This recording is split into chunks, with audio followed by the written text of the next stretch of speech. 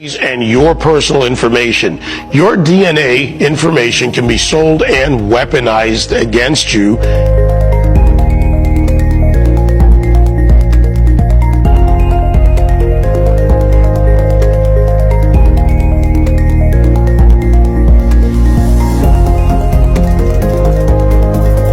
Can actually take someone's DNA, take their medical profile, and you can target a biological weapon that will kill that person. And people will very rapidly spit into a cup and send it into 23andMe and get really interesting data about their background. And guess what? Their DNA is now owned by a private company and can be sold off. We have to have an open and public discussion about what does the protection of healthcare information, DNA information, and your data look like, because that data is actually going to be procured and collected by our adversaries for the development of these systems.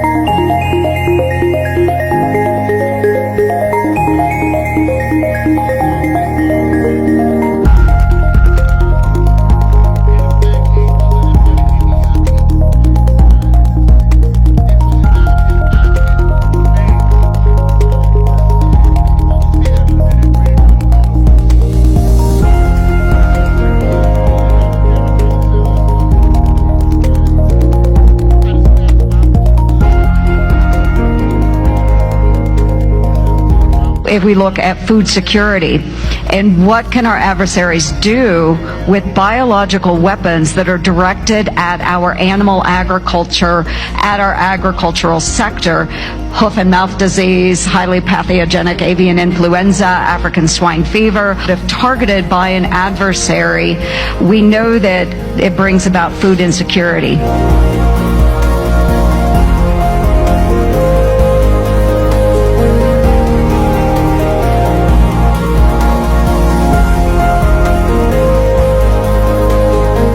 It's not the data or DNA that's the problem. It's the companies or the countries that control the data. China, of course, over a decade ago, like they do everything, moved into this. We are allowing China in relationships with hospitals, buying up companies regarding medical data, involved in when it comes to paternity and maternity, finding out about your fetus and the health of your baby as the baby's developing. It goes to China. The control and the knowledge, the data they have, to say nothing of hackings of hospitals, hackings of our health insurance companies, right? The Office of Personnel Management, Obamacare, really, we're looking at China and Russia, etc. So in deals that the American government could control, we have less control over data. We're allowing foreign countries, enemies to gather this data, and yes, to potentially use it. The fact that that discussion was at the Aspen gathering with American leadership, not in a cave somewhere on ham radio with conspiracy theorists. They've known this for at least a decade, and our government has done nothing. 2-second style, the 3 type of DNA test it is. So first we're going to start out with the DNA paternity test, which is the most accurate test it is, right, in DNA testing.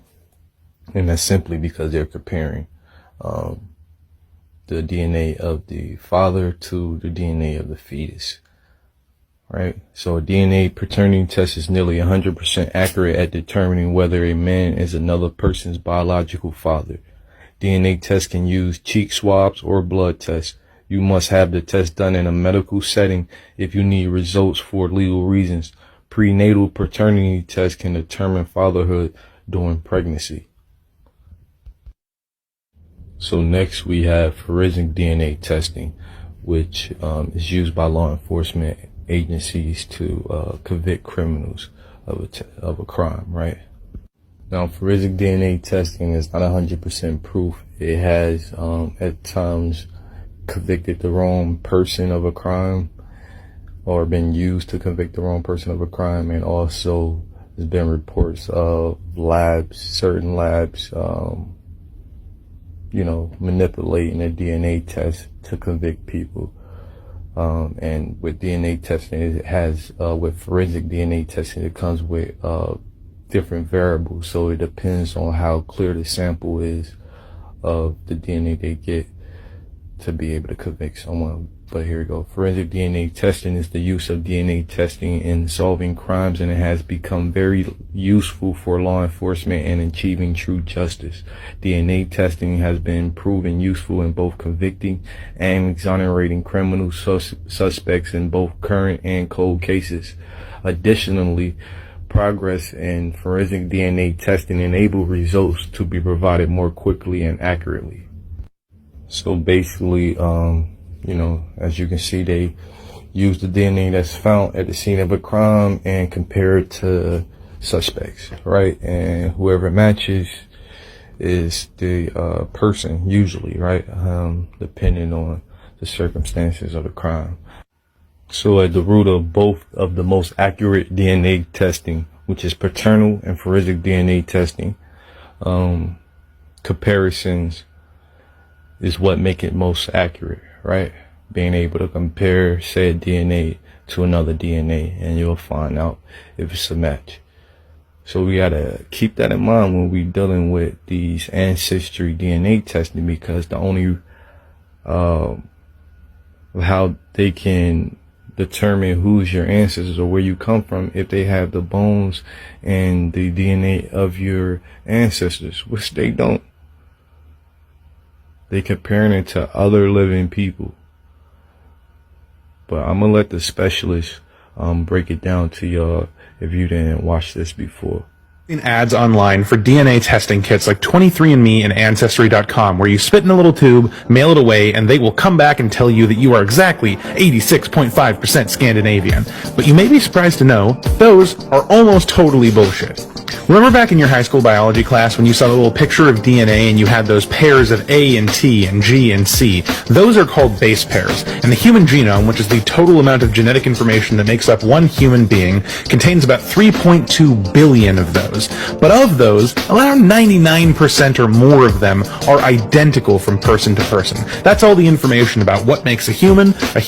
But that tiny little percentage that changes, those are what make you, you. They dictate the color of your hair, the color of your eyes, your height, your metabolic processes, and a ton more. And we call those single nucleotide polymorphisms, or SNPs. When you take one of these DNA tests, what you're doing is you're spitting in that tube and you're mailing it off to them, and they're going to analyze the DNA that they can extract from your spit, and they're going to look at those SNPs that make you, you, and try and compare them to some reference database they have about SNPs that appear commonly out in the world. But there's a couple of massive problems with this. Firstly, their reference database of all that genetic information is only from modern humans, meaning they don't actually have any data from the people that were in those regions back when, those genes were added into your DNA. And more importantly, there are SNPs that are incredibly geographically disparate. There are single SNP combinations which can be found in both Mexico and China and Chile. And just because you have that combination doesn't mean that you're going to be from one of those places. So long story short, DNA tests like 23andMe purport to be a lot more accurate than they actually are. Unfortunately, there just isn't a way to find out exactly what the genetic makeup of yourself is unless you can trace it back directly through lineage by documentation. Want to believe. They want to believe they've gotten an answer. And it's not fair of us to let them believe that we're giving them certain answers, because scientifically, we just can't. Hank Greeley is concerned that the science isn't really there yet for you to be giving them the name of a tribe. I think for most companies, I would be concerned too. But what about your own company? We have He didn't exclude you. He included you. But we have the largest set of sequences from Africa. And so with that, we're able to provide some level of probability in terms of frequency. But he would say that even though you have the largest database, it's still small on the scope of things. As I said, I share those concerns. We provide a service. If you're interested in exploring a tiny bit of your DNA and trace its ancestry, we can do that. When you say it's a tiny little amount, It's less than 0.1%. and that's pretty teeny. Yeah, but for people